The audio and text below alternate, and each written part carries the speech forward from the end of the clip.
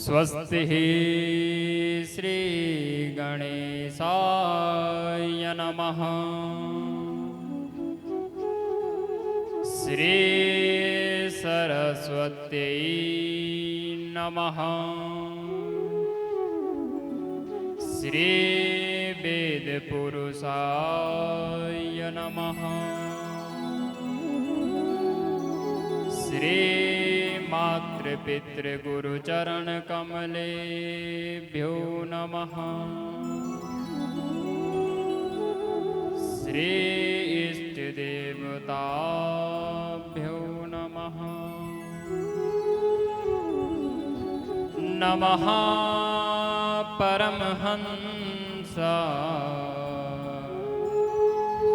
स्वादितचरणकमलचिन्मकरन्दाय भक्तजनमानसनिवासाय श्रीरामचन्द्राय वागीसायस्य वदने लक्ष्मीर्यस्य च वक्षसि यस्यास्ते हृदये संवित् तं नरसिंहमहं भजे। विश्वसर्गविसर्गादि नवलक्षणलक्षितम् श्रीकृष्णाख्यं परमधाम जगतधामि नमामि सच्चिदानन्दरूपाय विश्वोत्पत्त्यादिहेतवे तापत्रयविनाशाय श्रीकृष्णाय वयं नुमः। नारायणं नमस्कृत्य नरं चैव नरोत्तमं देवीं सरस्वतीं व्यासं ततो जयमुदीरये। सीतानाथसमारम्भां श्रीरामानन्दार्यमध्यमाम् अस्मदाचार्यपर्यन्तां वन्दे श्रीगुरुपरम्पराम्। भक्त भक्ति भगवंत गुरु चतुर्नाम वपुए इनके पद वंदन किए नासत विघ्न अनेक। कृष्णत्वदीय पद पंकज पंजरान्ते अद्यैव मे विशतु मानसराजहंसः।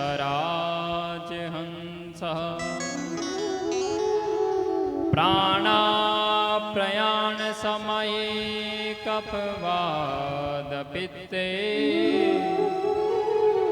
कंठावरोधन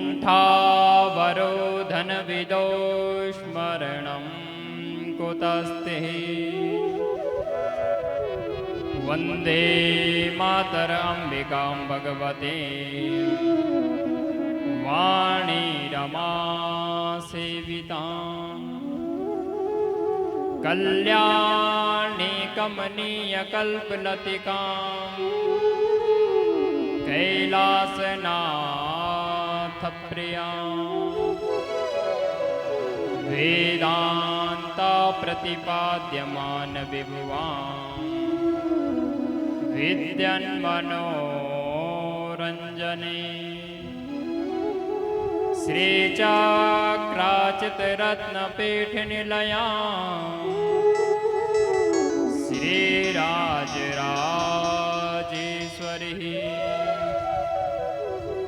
उत्तराखंड धाम को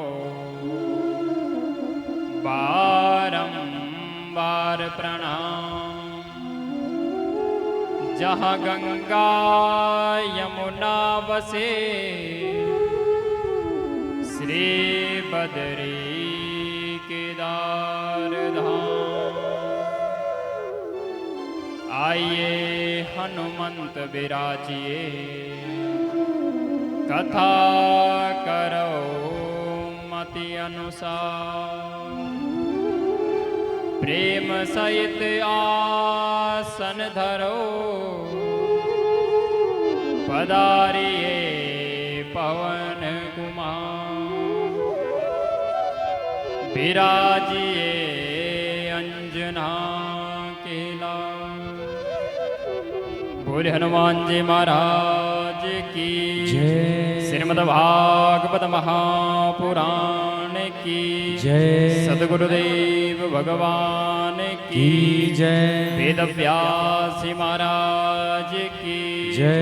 सुखदेव जी महाराज की जय। राजा परीक्षित जी महाराज की जय। बागेश्वर महादेव की जय। चंद्रवती मैया की जय। नागराज भगवान की जय। नरसिंह भगवान की जय। जगदम्बा मैया की जय। शंकर भगवान की जय। जय जय श्री राधे श्याम। आइए साहब सर्वप्रथम मन वाणी को पवित्र करते हुए कुछ क्षण भगवान नाम संकीर्तन, तत्पश्चात श्रीमद् भागवत महापुराण के तृतीय दिवस की कथा में प्रवेश करेंगे। हे ईश्वर सब सुखी हो, कोई न हो दुखार। सब हो निरोग भगवान, धन धान्य के भंडार। सब भद्र भाव से देखे, सतमार्ग के पथिक हो। दुखिया न होय कोई, सृष्टि में प्राण धारे। सृष्टि में प्राण धारे।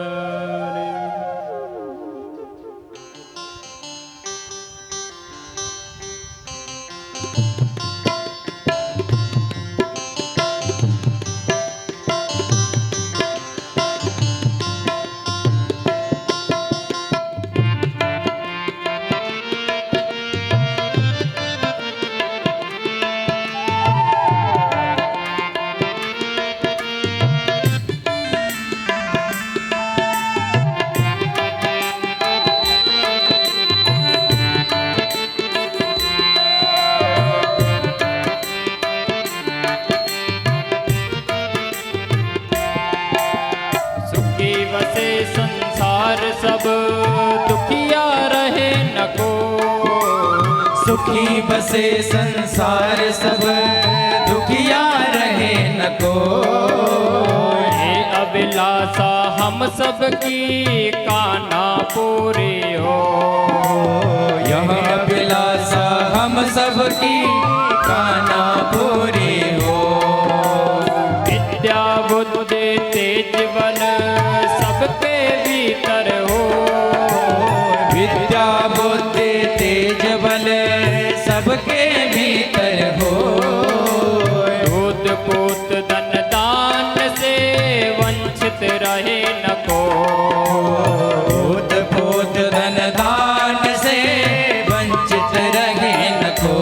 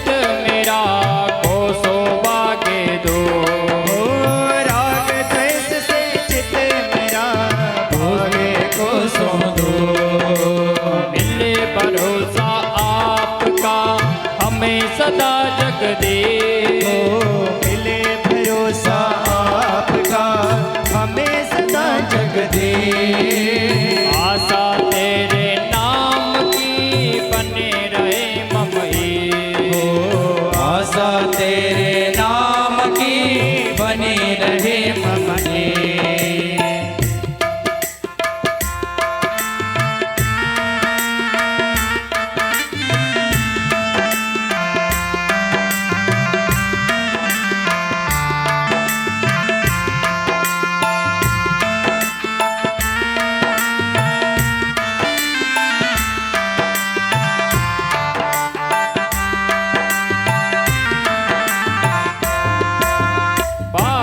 हमें बचाइए करके दया दया, पाप से हमें बचाइए करके दया दया। अपना वक्त बनाइए हमको करो निहार, अपना भक्त बनाइए हमको करो निहार। दिल में दया उदारता मन में प्रेम दिल में दया उदारता मन में प्रेम अपार। हृदय में धीरज दीनता हे मेरे करता, हृदय में धीरज दीनता हे मेरे करता। हाथ जोड़ विनती करो विनती करो विनती करो सुनिए कृपा निदान। हाथ जोड़ विनती करो विनती करो विनती करो सुनिए कृपा निधान। साधु संगत दीजिए दया धर्म का ज्ञान, साधु संगत दीजिए दया धर्म का ज्ञान। दीजिए दया धर्म का ज्ञान, दीजिए दया धर्म का ज्ञान। दीजिए दया धर्म का ज्ञान, दीजिए दया धर्म का ज्ञान। दीजिए दया धर्म का ज्ञान। बोले भक्त वत्सल भगवान की जय। श्रीमद् भागवत महापुराण की जय। सद्गुरुदेव भगवान की जय। शंकर भगवान की जय। जय जय श्री राधे श्याम। नमो भगवते तुभ्यं वासुदेवाय च धीमहि प्रद्युम्नाय अनिरुद्धाय नमः संकर्षणाय च। परम मंगलमय परात्पर अखिलेश्वर अकारण करुणा वर्णालय भक्तवांछा कल्पतरु तड़िद्विद विनिंदित श्री पीतांबरधारी श्री मोर मुकुटधारी श्री वंशीधारी श्री बालकृष्ण लाल के वांग्मयी प्रति विग्रह स्वरूप श्रीमद् भागवत महापुराण को नमन करते हुए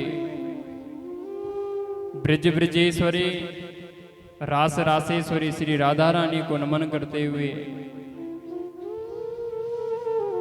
भगवान श्री बागेश्वर महादेव के चरणों को वंदन करते हुए अपने इष्ट देव भगवान नागराज के चरणों को वंदन करते हुए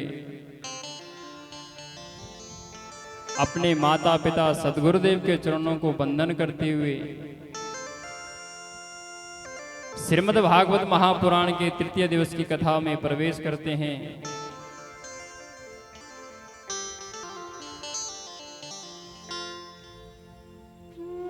इस यज्ञ मंडप में आवाहित 33 कोटि देवी देवताओं को वंदन करते हुए इस यज्ञ के आचार्य बड़े भाई श्री संदीप प्रसाद नौट की जन्मांतर भवेत पुण्यम तदा भागवतम लवे। कि एक जन्म के नहीं, जब हमारे हजारों जन्म के जब पाप नष्ट होते हैं और पुण्य जब उदय होते हैं तो ऐसा सत्संग हमें प्राप्त होता है। कल की कथा में हमने श्रीमद् भागवत महापुराण के प्रथम स्कंद की कथा सुनी थी, जिसमें सर्वप्रथम श्री वेदव्यास जी ने 3 श्लोकों में सुंदर मंगलाचरण किया था। सूत जी महाराज सौनक आदि 88,000 ऋषियों को कथा श्रवण करा रहे हैं। उसके बाद सुखदेव जी की जन्म की कथा का श्रवण किया था कि सुखदेव जी का जन्म किस प्रकार से हुआ। सुखदेव जी महाराज अपनी माता के गर्भ में 12 वर्ष तक रहे। वेदव्यास जी ने कहा, अरे पुत्र, अब बहुत वर्ष बीत गए हैं, अब तुम जन्म ले लो। जब इस प्रकार से वेदव्यास जी ने अपने पुत्र से कहा, तो पुत्र ने कहा, अरे पिता, अभी मैं जन्म नहीं लूंगा जब तक भगवान स्वयं ना आकर कह दे कि तू जन्म ले, क्योंकि अगर मैं जन्म लूंगा तो मुझे माया आकर्षित कर देगी। जब भगवान स्वयं आएंगे, कहेंगे कि अरे तू जन्म ले ले अब, तब मैं जन्म लूंगा। इस प्रसंग को हमने कल विस्तार पूर्वक श्रवण किया था। तत्पश्चात जब सुखदेव जी का जन्म हुआ, वन की ओर चले गए। पुत्रैति तन्मयतया तरवो विनिंदु। जैसे सुखदेव जी महाराज जंगल की ओर गए, वैसे वेदव्यास जी पुत्र के मोह में पीछे पड़े गए। अरे पुत्र रुक जा, रुक जा। जब पुत्र रुका नहीं तो वेदव्यास जी घर आ गए। सुखदेव जी महाराज जंगल में भजन कीर्तन करने लग गए। वेदव्यास जी अपने व्यास गुफा पर बद्रीनाथ में आए। सोचने लगे, अरे एक पुत्र हुआ था, वह भी जंगल की ओर चला गया।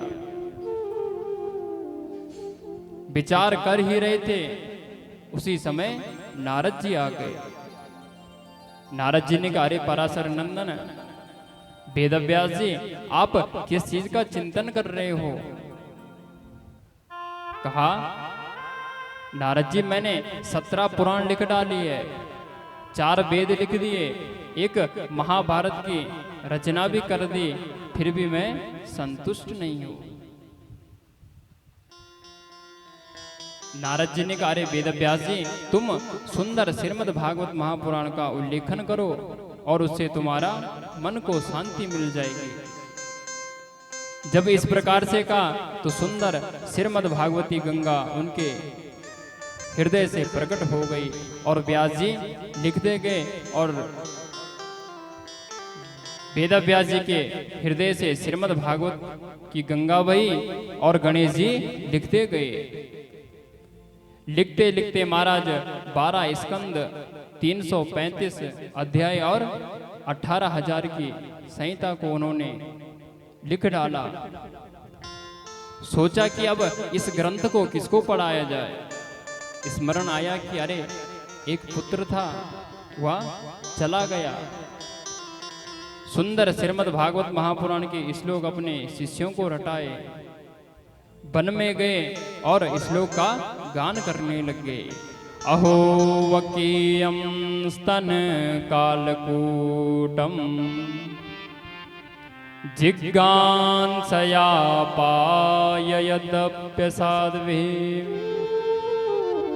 लेवे गतिं दात्र चितां ततोऽन्यं कं वा दयालुं शरणं ब्रजे महा। कहा कि बकासुर की बहन थी पूतना, अपने स्तनों पर कालकूट विष लगाकर आई थी और मुझे दुग्ध का पान कराने लग गई। ऐसे भगवान श्री कृष्ण ने उनको माँ की गति दी। सुखदेव जी ने जैसे श्लोक सुना, अरे इतने सुंदर हैं, तो शिष्यों के पास पहुंचे, अरे मुझे भी ऐसे श्लोक रटा दो। शिष्यों ने कहा, अरे हमारे गुरुदेव तुम्हें एक नहीं 1000 श्लोक तुम्हें ऐसे श्रवण कराएंगे। आज व्यास जी के पास सुखदेव जी पहुंच गए। उन्हें सुंदर श्रीमद् भागवत महापुराण की संहिता का श्रवण कराया। उसके बाद सुखदेव जी ने राजा परीक्षित जी को कथा श्रवण कराई। कल हमने राजा परीक्षित जी की कथा श्रवण की थी। राजा परीक्षित जी की माता का नाम क्या था? कल बताया था ना आपको। महाभारत का प्रसंग में हमने श्रवण कराया था। परीक्षित जी की माता का नाम था उत्तरा। कथा को याद रखना महाराज, अभी तो एक दिन भी नहीं बीता और आप कथा को भूल जा रहे हो। ऐसा नहीं। अरे अगर कथा को श्रवण करना है तो उसका मनन करो, उसका चिंतन करो। अरे इस कथा में क्या है? तो परीक्षित जी के माता का नाम था उत्तरा देवी। जब उत्तरा के गर्भ में अश्वत्थामा ने ब्रह्मास्त्र चलाया तो भगवान ने उसकी रक्षा की। जब भगवान ने रक्षा की तो कुंती मैया ने सुंदर 26 श्लोकों में स्तुति की थी। अरे भगवान, तुमने तो हमेशा हमारी रक्षा की। विपदा में हर जगह जब हमारे पुत्र कष्ट में आए तो तुमने हमारी रक्षा की। तो कुंती मैया ने आज भगवान कृष्ण से दुख मांगा। कहा कि जब दुख होता किसी व्यक्ति को तभी भगवान का स्मरण करता है, सुख में भगवान का कोई चिंतन नहीं करता।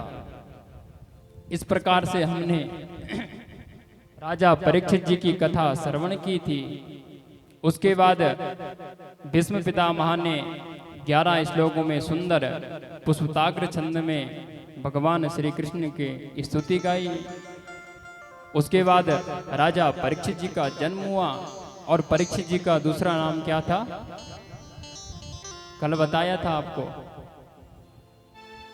जब उनका नामकरण हुआ तो उनका नाम विष्णु रात पड़ गया, क्योंकि भगवान विष्णु ने उनकी गर्भ में रक्षा की थी, इसलिए उनका नाम विष्णु रात पड़ गया। परीक्षित इसलिए पड़ा क्योंकि जब उनका जन्म हो गया इधर उधर देखने लगे, अरे जिन प्रभु ने मेरे गर्भ में रक्षा की थी वह यहाँ पर दिख नहीं रहे, इसलिए उनका नाम परिता इच्छते यदि परीक्षित पड़ गया। बोले परीक्षित जी महाराज की जय। श्रीमद् भागवत महापुराण की जय। इस प्रकार से हमने सुंदर प्रथम स्कंद की कथा श्रवण की थी। उसके बाद एक दिन राजा परीक्षित जंगल में स्वर्ण मुकुट धारण करके चले गए। समीक मुनि के आश्रम में पहुंचे, मरा हुआ सर्प उनके गले में डाल दिया। उनके पुत्र श्रृंगी ने उन्हें श्राप दे दिया। अरे कितिलंगित मर्यादा तक्षका सप्तमे हनि। अरे जिस राजा ने ऐसा पाप किया होगा, दुराचार किया होगा, वह 7 दिन बाद मर जाएगा। तक्षक सांप से डसने से उसकी मृत्यु हो जाएगी। इस प्रकार से जैसे श्राप मिला तो राजा परीक्षित जी के पास समीक मुनि ने अपने शिष्यों को भेज दिया। अरे कहा कि तुम्हारे मृत्यु निकट आ गई है, तुम उसका प्रायश्चित करो। आज परीक्षित जी महाराज अपने घर बार त्याग करके इधर उधर जाने लग गए, अपने सोचने लग गए कि अब मेरी मृत्यु निकट आ गई है, अब मुझे कुछ प्रायश्चित करना होगा। अपने पुत्र जन्मे जी को घर बार त्याग कर चले गए। इधर उधर सभी से पूछने लग गए कि मरने वाले को क्या करना चाहिए। गंगा के किनारे संतों से पूछ ही रहे थे। उसी समय तत्राबवद भगवान व्यास पुत्रो अलक्षलिंगा निज लाभ तुष्ट हो। उसी समय सुखदेव जी महाराज वहां पर पहुंचे। जैसे सुखदेव जी महाराज वहां पर पहुंचे तो सभी राजाओं ने उनको प्रणाम किया। जब उनको प्रणाम करते हुए देखा तो आज परीक्षित जी ने सोचा कोई विशिष्ट व्यक्ति होंगे जो बड़े बड़े राजा इनको प्रणाम कर रहे हैं। उसी समय राजा परीक्षित जी ने उनसे प्रश्न किया कि अता पृच्छामि संसिद्धिं योगिनां परमं गुरु पुरुषस्य यत् कार्यं म्रियमाणस्य सर्वतः। कहा, हे प्रभु आप यह बताइए कि मरने वाले को क्या करना चाहिए। जैसे यह प्रश्न किया तो सुखदेव जी ने कहा, अरे राजा परीक्षित, अभी तो मैं यहाँ पर अच्छे से बैठा भी नहीं और बैठते तुमने प्रश्नों की ढेरी लगा दी कि मरने वाले को क्या करना चाहिए। सुखदेव जी ने कहा, अरे राजा परीक्षित, तुम्हारे पास तो 7 दिन हैं, तुम घबराओ मत, तुम्हारा अवश्य उद्धार होगा। वर्यानेसते प्रश्नः कृतो लोकहितो नृपः आत्मवित् सम्मता पुंसां श्रोतव्यादिषु या परः। कहा, राजा परीक्षित, तुमने बड़ा सुंदर प्रश्न किया कि मरने वाले को क्या करना चाहिए। ये नहीं कहा कि मैं 7 दिन में मरने वाला हूं तो मुझे क्या करना चाहिए। परीक्षित जी ने सुखदेव जी से कहा कि मरने वाले को क्या करना चाहिए। सुखदेव जी कहते हैं, राजा परीक्षित, 7 दिन हम सबके पास ही 7 दिन हैं, न जाने 7 दिन में कौन से दिन हमारी मृत्यु हो जाएगी। इस प्रकार से सब कहा तो राजा परीक्षित जी के लिए आज सुखदेव जी कहते हैं कि सुखदेव जी, पहले सतयुग में 1 लाख वर्ष आयु होती थी। जब सतयुग चला गया तो द्वापर आया, उससे एक शून्य हट गया और 10,000 वर्ष हो गया। जब 10,000 वर्ष हो गए तो उसके बाद जब त्रेता युग आया तो एक शून्य और घट गया तो अब 100 वर्ष हो गया। जब 100 वर्ष आया तो इस कलयुग में मनुष्य की आयु केवल 100 वर्ष निर्धारित की गई है। 3 वर्ष में बच्चे के आंखों पर चश्मा लग जाता है, या कलयुग नहीं तो क्या है महाराज। 15-16 वर्ष में बच्चों के बाल सफेद हो जाते हैं तो राजा परीक्षित, यह कलयुग नहीं तो क्या है। 30 साल में हार्ट के पेशेंट हो जाते हैं तो यह कलयुग नहीं तो क्या है। इस प्रकार से जब सुखदेव जी राजा परीक्षित जी को कथा श्रवण करा रहे थे, कहा कि सर्वप्रथम भगवान का ध्यान करना चाहिए, भगवान की कथा सुननी चाहिए। कहा कि जल्दी मरने वाले को भगवान की कथा सुननी चाहिए। तस्मात् भारत सर्वात्मा भगवानी शंकरो हरे श्रोतव्या कीर्तितव्यस्य स्मर्तव्यसेच्छतः। कहा कि सर्वप्रथम भगवान की कथा सुनो, श्रोतव्या कीर्तितव्यस्य, उसके बाद उसका कीर्तन करो और उसके बाद उसका मनन करो। कहा कि जिस प्रकार से हमारी श्वास एक बार वापस चली जाती है, एक बार श्वास निकल जाती है तो वह दोबारा लौट कर नहीं आती है, उसी प्रकार से हर समय भगवान का भजन कीर्तन करना चाहिए। न जाने कब हमारी श्वास रुक जाए। श्वास श्वास पर कृष्ण भजे, वृथा श्वास जान खो। ना जाने यह श्वास की आवन हो न हो। अरे खाते पीते सोते समय भगवान का स्मरण करना चाहिए। तुलसीदास जी भी बड़ा सुंदर वर्णन करते हैं। कर से करहु, कर से करम, करो विधि नाना। कर से करम, करई विधि नाना। कर से करम, करे विधि नाना। कर से करम, करई विधि नाना। मन राखो जहाँ कृपा निदाना। मन राखो जहाँ कृपा निधाना। मंगल भवन अमंगल हारे। मंगल भवन मंगल हारे।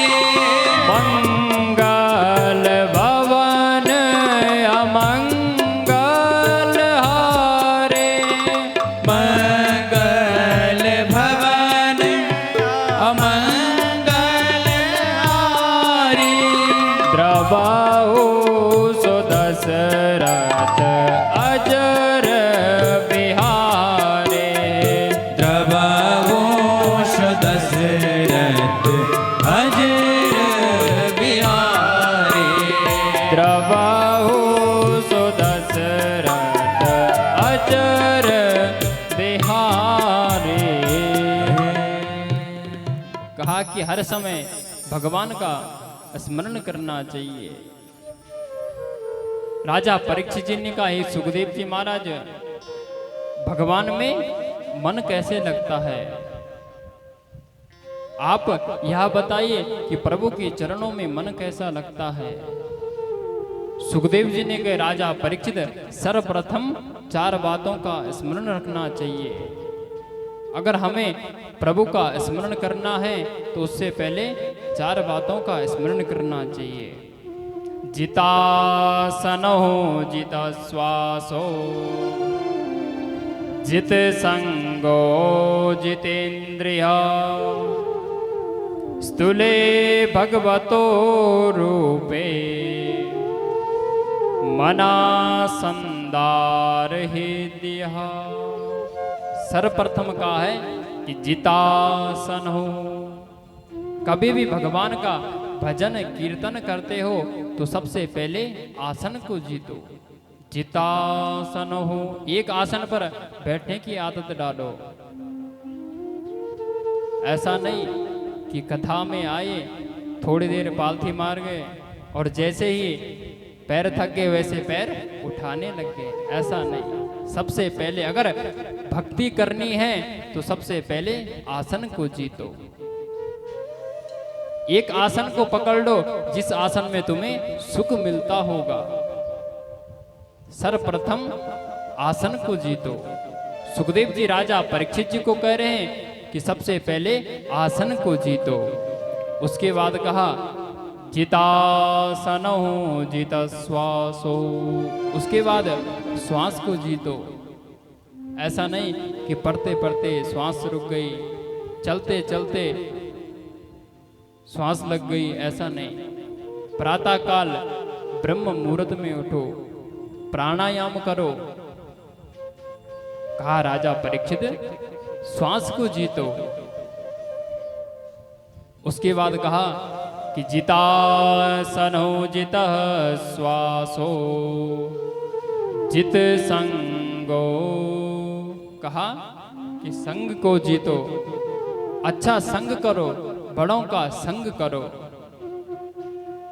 जैसा करोगे संग वैसा होगा रंग, जैसा पियोगे पानी वैसे होगी वाणी, जैसा खाओगे अन्न वैसा होगा मन। तो संग अच्छा होना चाहिए। उसके बाद कहा महाराज, अब प्रातः काल उठता ही कौन है इतनी जल्दी, और कौन प्राणायाम करता है। कहा कि प्रातः काल उठो और हाथ में ब्रह्मा और सरस्वती और लक्ष्मी का ध्यान करो। कराग्रे वसते लक्ष्मी करमध्ये सरस्वती करमूले स्थितो ब्रह्मा प्रभाते कर दर्शनम। कहा कि प्रातः काल उठो, सर्वप्रथम हाथ में ब्रह्मा सरस्वती और लक्ष्मी का ध्यान करो। जो पुराने लोग थे वह करते थे, पर अब कलयुग आ गया महाराज, अब तो कुछ दूसरा ही हो गया कि कराग्रे वसते लक्ष्मी करमध्ये सरस्वती करमूले स्थितो ब्रह्मा प्रभाते कप दर्शनम। सुबह उठते ही पहले कप का दर्शन, चाय का गिलास चाहिए या तो हाथ में फोन चाहिए। उठते ही समय फोन को ढूंढने लग जाते, अरे मेरा फोन कहाँ पड़ा होगा। ऐसा नहीं, प्रातः काल उठो और भगवान का स्मरण करो, भगवान का चिंतन करो, हाथ में ब्रह्मा सरस्वती और लक्ष्मी का ध्यान करो। इस प्रकार से कहा कि इन चार बातों का ध्यान रखना चाहिए। चौथी बात बताई गई कि इंद्रियां को अपने बस में रखो। अगर इंद्रिया को तुमने बस में रख दिया तो भगवान का भजन कर सकते हो। राजा परीक्षित जी को कहा सुखदेव जी ने, राजा परीक्षित, अगर यह चार बात किसी ने समझ ली तो वह प्रभु का चिंतन कर सकता है। कि पाताल में तस्य हि पाद मूलम पठन्ते पाषणेन प्रपदेर सातलम। वह प्रभु का चिंतन कर सकता है, वह भगवान का मनन कर सकता है। जिन्होंने यह चार बात समझ ली वह प्रभु का स्मरण कर सकता है। इस प्रकार से राजा परीक्षित जी को सुखदेव जी कथा श्रवण करा रहे हैं। कहा कि पहले सृष्टि में परमात्मा अकेले थे, उन्होंने सोचा क्यों ना मैं एक से अनेक हो जाऊं। एक दिन महाराज भगवान के नाभि कमल से ब्रह्म की उत्पत्ति हुई। सोचने लगे कि अरे मैं कहां से उत्पन्न हुआ। ब्रह्मा जी चार मुख वाले थे, दसों दिशाएं उन्हें एक साथ दिख जाती थी, पर उन्हें यह नहीं दिखा पड़ा कि मैं कहां से उत्पन्न हुआ। अरे उस नाभि के कमल से बार बार ऊपर नीचे जाने लगे, सोचने लगे कि अरे मैं कहां से उत्पन्न हुआ। ऊपर नीचे करते रहे, उसी समय आकाशवाणी हुई कि इस पर से यत षोडशमेक विषम निष्किंचनानाम निर्भया धनम विदुः। उन्हें ता और पा अक्षर सुनाई दिए। कहा अरे ब्रह्मा जी तप करो और तब से तुम्हें पता चल जाएगा कि तुम कहां से उत्पन्न हुए। भगवान का तप करने लग गए और उन्हें पता चला कि मैं भगवान श्रीमन नारायण के नाभि कमल से उत्पन्न हुआ। बोले नारायण भगवान की जय। जब उन्हें पता चला तो आज नारायण भगवान ने ब्रह्मा जी को चतुश्लोकी भागवत का श्रवण कराया। 4 श्लोकों में सारे श्रीमद् भागवत महापुराण उनको प्रदान कर दी। अहमेवासमेवाग्रे नान्यद्य सत्परम पश्यदाहं यदेतच्चा यो वसेत सोऽस्म्यहम्। सुंदर 4 श्लोकों में संपूर्ण श्रीमद् भागवत महापुराण का ज्ञान दे दिया। सुखदेव जी कहते हैं राजा परीक्षित इस प्रकार से राजा परीक्षित जी को सुखदेव जी कथा श्रवण करा रहे हैं। राजा परीक्षित जी ने कहा कि हे सुखदेव जी महाराज, आप कहते हैं कि विदुर जी के घर भगवान केले के छिलके खाने गए थे। क्या भगवान किसी की जाति देखता है या भगवान यह देखता है कि यह रोज नहाता है तो भगवान उस पे प्रसन्न होते हैं? ऐसा नहीं, भगवान तो केवल भाव देखते हैं कि भाव का भूखा हूं मैं, भाव एक सार है, जो भाव से मुझको भजे भव से बेड़ा पार है। कहा कि जो भगवान को भाव से भजता है भगवान उसको भव से उसका बेड़ा पार कर देता है।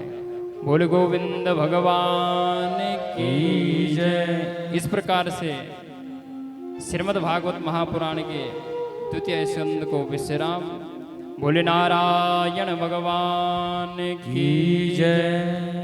कृष्ण गोविंद गोपाल हरि बोल। कृष्ण गोविंद गोपाल हरि बोल। कृष्ण गोविंद गोपाल नारायण। कृष्ण गोविंद गोपाल हरि बोल। मिल्यो मानस जन्म अनमोल। कृष्ण गोविंद गोपाल हरि बोल। मिल्यो मानस जन्म अनमोल। कृष्ण गोविंद गोपाल हरि बोल। मिल्यो मानस जन्म अनमोल। कृष्ण गोविंद गोपाल हरि बोल। मिल्यो मानुष जन्म अनमोल।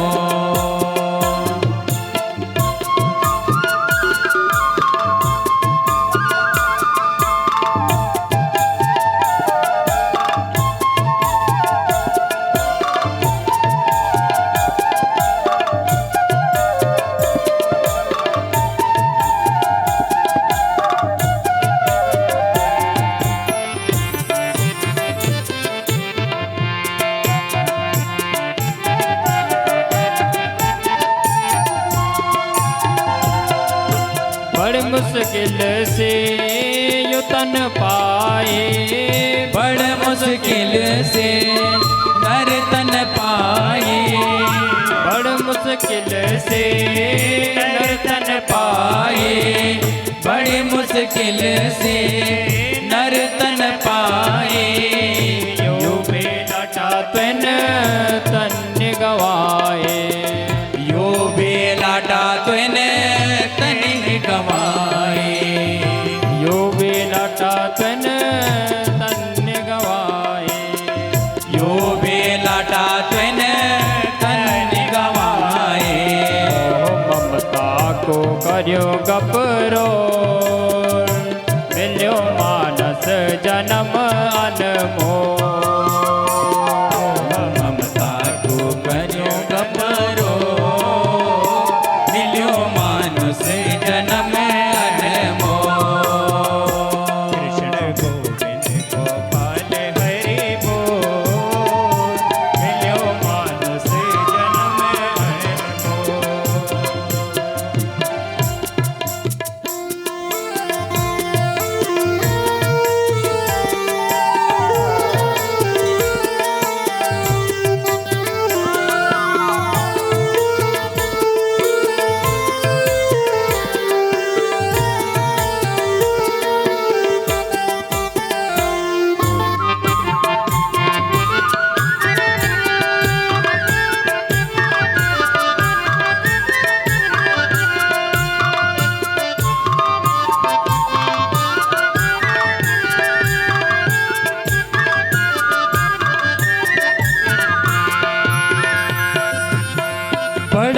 मुश्किल से नर्तन पाए, बड़ा मुश्किल से नर्तन पाए, बड़ा मुश्किल से नर्तन पाए, बड़ा मुश्किल से नर्तन पाए।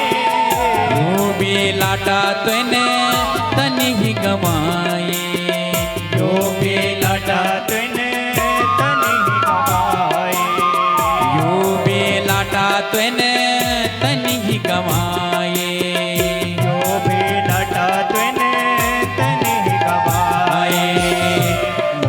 माया मा पड़ियो तेरो सोर, माया मा पड़ियो तेरो सोर, मिलियो मानुष जन्म अनमोल, मिलियो मानुष जन्म अनमोल। राधे गोविंद गोपाल हरि बोल, राधे गोविंद गोपाल हरि बोल, मिलियो मानुष जन्म अनमोल, मिलियो मानुष जन्म अनमोल।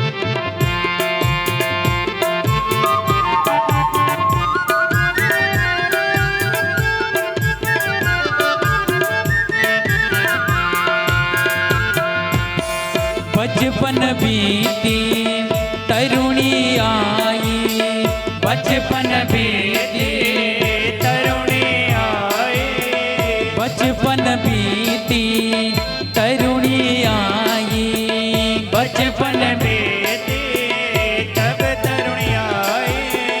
जवान का जोश माँ कुछ निचताए, जवान का जोश माँ कुछ निचताए, बचपन बीती तरुणी आई, बचपन बीती तरुणी आई।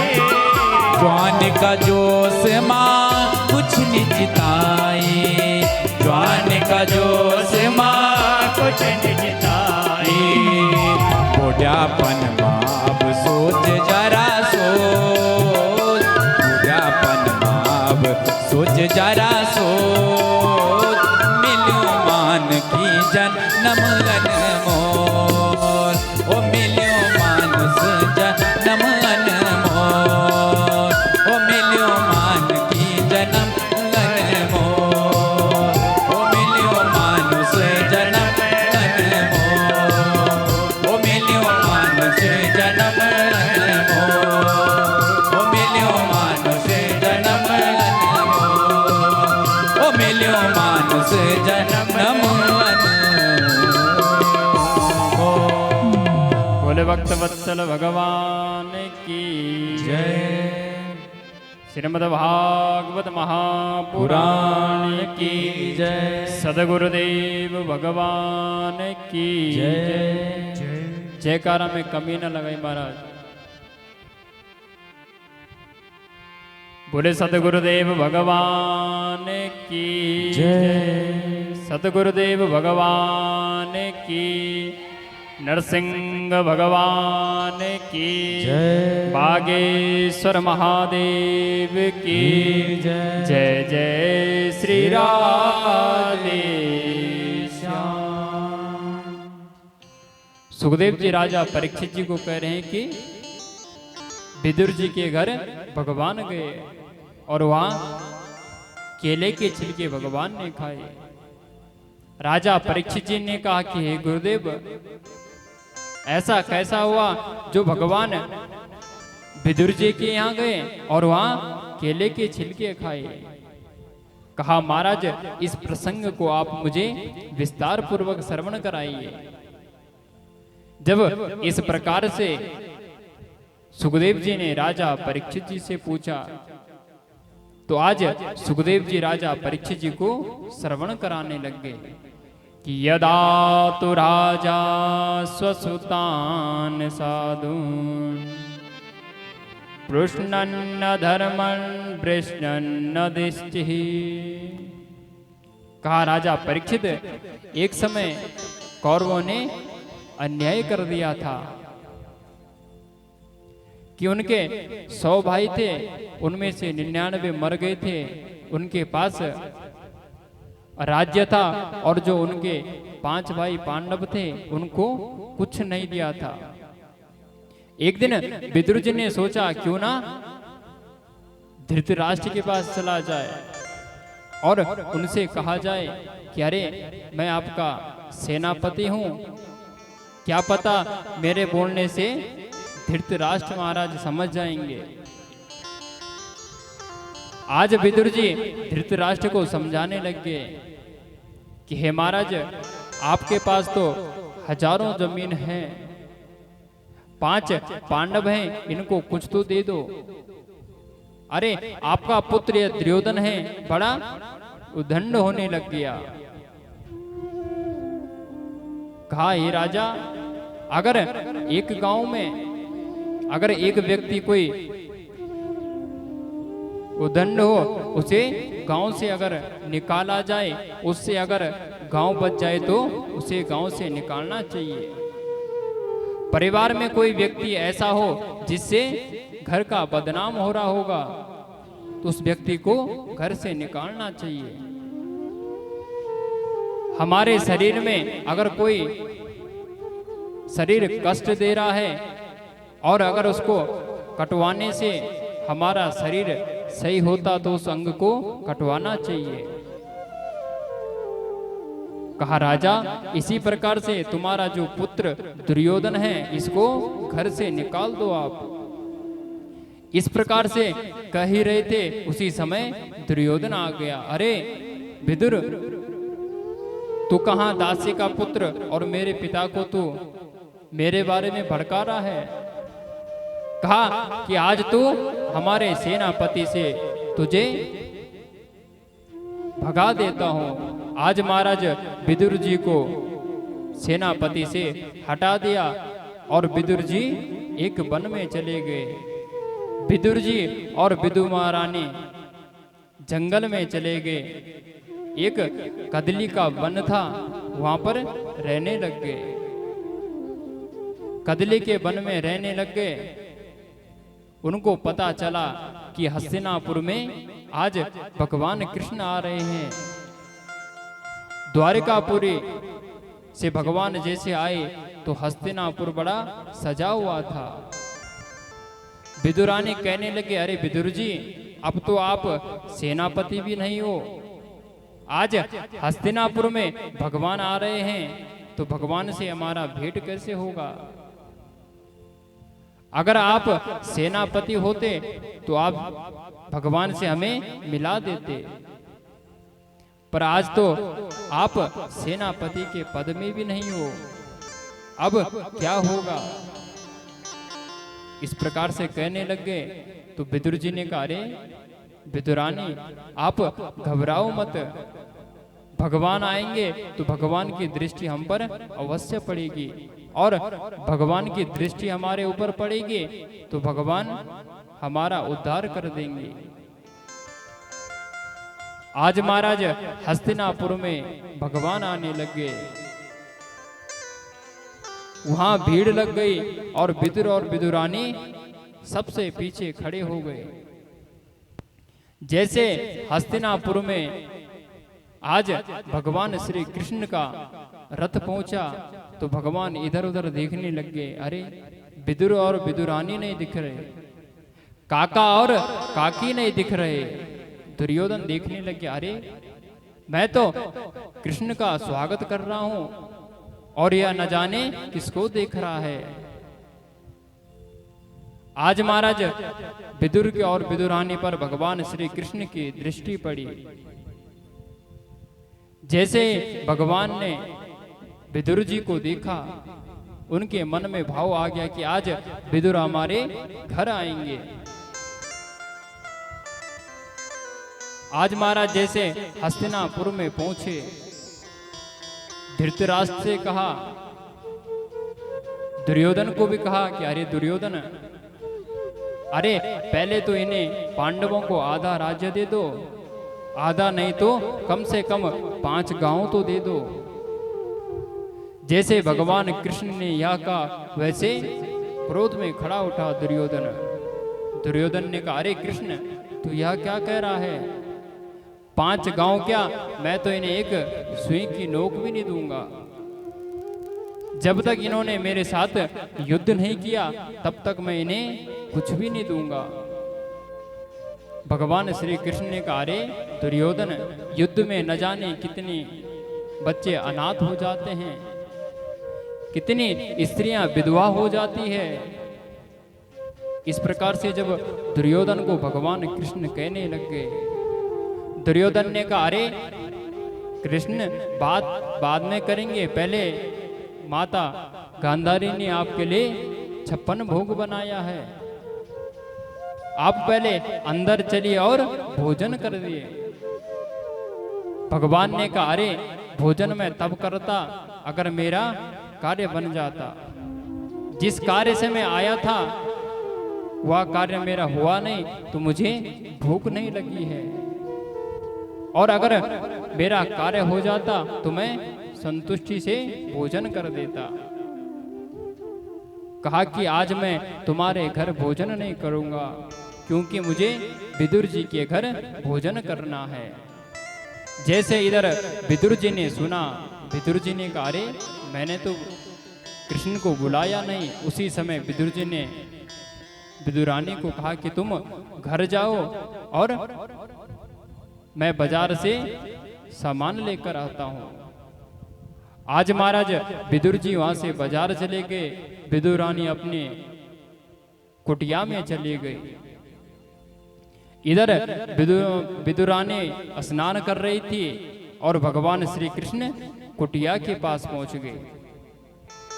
जैसे दरवाजे पर पहुंची वैसे आवाज लगाने लग गए, अरे काकी दरवाजा खोलो। इस प्रकार से कहने लग गए। विदुरानी सोचने लगी कि हमारे घर कौन आ गया, या तो हमारे कृष्ण की आवाज सुनाई पड़ रही है। जैसे विदुरानी आवाज सुनी तो वैसे स्नान करते करते बाहर आ गई। भगवान ने अपने पीताम्बर को विदुरानी को दिया। विदुरानी ने उस पीताम्बर को ओढ़ा और अंदर कुटिया में प्रवेश कर दिया। विदुरानी ने आज पूरे कुटिया में घुमा दिया कि कहां पर बिठाऊं, कहां पर बिठाऊं। पूरे कदली के वृक्षों से वह आश्रम भरा हुआ था। उस कुटिया में जैसे घुमाने लग गए कि यहाँ पर भी सांप नहीं है। एक जगह पर मिला तो भगवान कृष्ण को बिठा दिया। भगवान श्री कृष्ण अपने पेट पर हाथ फेरने लगे, अरे काकी मुझे बहुत भूख लगी है, मुझे कुछ खाने के लिए दे दो। विदुरानी कहने लगी, अरे विदुर जी बाजार गए हैं और तुम्हारे लिए खाने के लिए कुछ सामान लाएंगे। इस प्रकार से जब कहने लगी, अरे काकी मेरे से रहा नहीं जा रहा है, मुझे बहुत भूख लगी है, कुछ फल ही दे दो। इस प्रकार से जब भगवान श्री कृष्ण ने कहा तो विदुरानी ने कदली के वृक्ष से केले निकाले और भगवान के सामने रख दिए। केले को छीलने लग गए और छिलका पत्ते पर रखने लगी और उसके गिरी को दूर फेंकने लग गई। आज भगवान श्री कृष्ण प्रेम में महाराज दोनों इतने मोहित हो गए कि भगवान आज गिरी को छोड़कर छिलके ही खाने लग गए। एक खाते खाते भगवान ने पूरे दर्जन खा लिए। इतने में विदुर जी आए। जैसे महाराज विदुर जी ने देखा, इतने माय विदुर जी आए, खोटे खारे बचन सुनाए, कहाँ गई तेरी भावना, आज हरि आए विदुर पवाने। अरे विदुरानी, तुम क्या कर रही हो? भगवान को छिलका खिला रही हो? अरे कहाँ तुम्हारी मति चली गई? आज भगवान हमारे घर आए और तुम भगवान को छिलका खिला रही हो। तब महाराज विदुरानी को होश आया, अरे यहां मैंने क्या कर दिया। विदुर जी ने माखन मिश्री लाए थे, भगवान श्री कृष्ण को दिया। भगवान श्री कृष्ण ने माखन मिश्री खाया। कहने लगे, अरे काका एक बात बोलो। विदुर जी ने कहा, हाँ कन्हैया बोलो। कहा, जितने काकी के इन छिलकों में जो आनंद आया, यह आनंद इन माखन मिश्री में नहीं आया। इस प्रकार से जब भगवान को कहने लगे, भगवान कहते हैं कि मैं केवल भाव का भूखा हूं। अगर कोई मुझे भाव से पत्र पुष्प फल अगर मुझे कोई अर्पित कर दे तो मुझे किसी चीज की आवश्यकता नहीं, केवल अगर मुझे भाव से कोई पुकारे। सुखदेव जी ने कहा, राजा परीक्षित इस प्रकार से विदुर जी के घर भगवान ने केले के छिलके खाए। जाते पाते पूछे नहीं कोई, हरि को भजे सो हरि को हुई। कहा, भगवान जाति पाति नहीं देखते हैं, भगवान आयु भी नहीं देखते कि इसकी आयु कितनी है। अरे ध्रुव जी की आयु तो 5 वर्ष की थी, उन्होंने भगवान को प्राप्त कर लिया था। भगवान यह भी नहीं देखते कि कितना पढ़ा लिखा हुआ। अरे गजेंद्र ने क्या पढ़ा था? जब ग्रह ने उसके पैर को पकड़ लिया तो उसने गोविंद का स्मरण किया, गोविंद आए और उसका उद्धार किया।